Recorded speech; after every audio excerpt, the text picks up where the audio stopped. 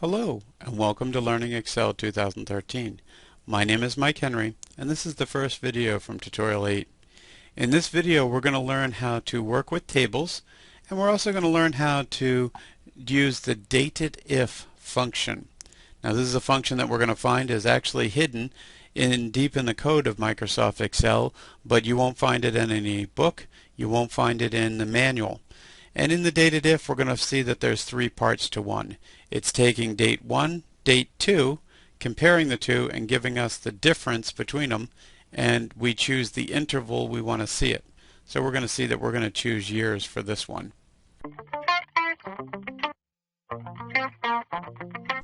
As we start in Tutorial 8, I wanted to show you some things about this sheet that we're going to be using throughout all the videos. First thing that you'll notice right away is that this is a table. You can see that we have the filter buttons here. I'm going to turn those off in a second. You can see that we have the table tool button up here showing us that this is a table, and then when I click on here you can see that this is the employee table. So very useful information for us to know that we're working with the table, and I just click on the data and I get rid of my filter buttons. Some things that we're going to see about a table is that when you create a formula, it really is going to help us because it's going to populate the entire field of that table. So we can see some different pieces here. As we move through the table, we're going to fill in all of those open areas. You can see up here we've got some parameter pieces that we're going to use in formulas as we go. Like today, we're going to simulate today's date is January 1st, 2016. So this will be today's date that we're simulating. In reality, you would put equal now, and then that date would move in case we have the need for a moving date for measuring times, and you're going to see we're actually going to do that.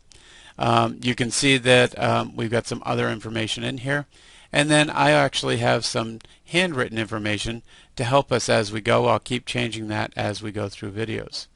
So right here we have a field called age, and we are going to fill in people's age based on their birth date.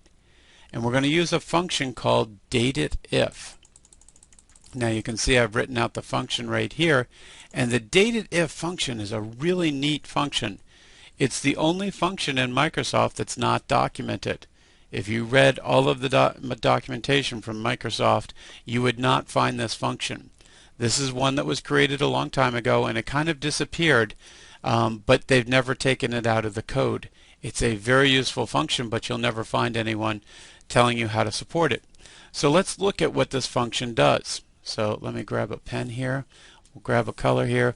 You can see that dated-if is our function, and it has three arguments inside its opening and closing parentheses, which everyone will have.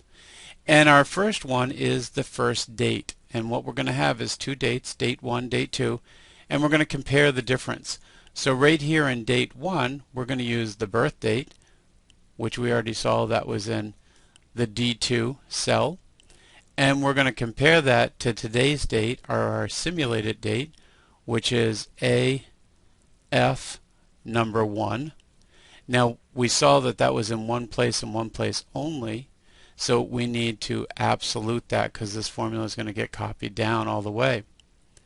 And then what this does is it compares this date to this date, and it shows the difference in a certain format.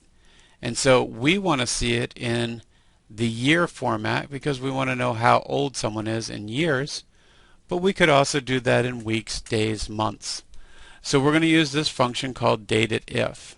So let's go ahead back here, and you'll see right here I'm going to put in my equal dated, and notice as I start typing this that I get functions that are coming up, but notice that there's no dated-if. I put in my full dated-if, never even acknowledges it until this point that says, yeah, there is a sneaky behind-the-scenes dated-if. And what we're going to do is put in our first argument. So I put in my D2, and I am going to compare that to AF1. I'll hit my F4 to put in my absolutes, and I want to do that on a yearly basis. I want to see these in years. Now notice when I close my parenthesis and I hit enter here See how it just went down all the way and filled in every formula for me. That's the real power of using a table with these formulas. So now you can see that this person who was born in 1966 would be 49 years old. Someone born in 1985 would be 30 years old. So it's figuring out our birthday for us using the dated if. Now, when you look in the book, it's not showing you how to do the dated if. I want you guys to see this because it's a very useful formula, but you probably won't need to know it for the exam. So in this chapter we learned about the function that's not documented anywhere in the Microsoft literature called dated if. And it's a very useful one. We learned that we can take two dates, date 1 and date 2, and we can figure out the interval between them. So we can do it in years, we could do it in weeks, months, days. We can find out the difference between these two dates.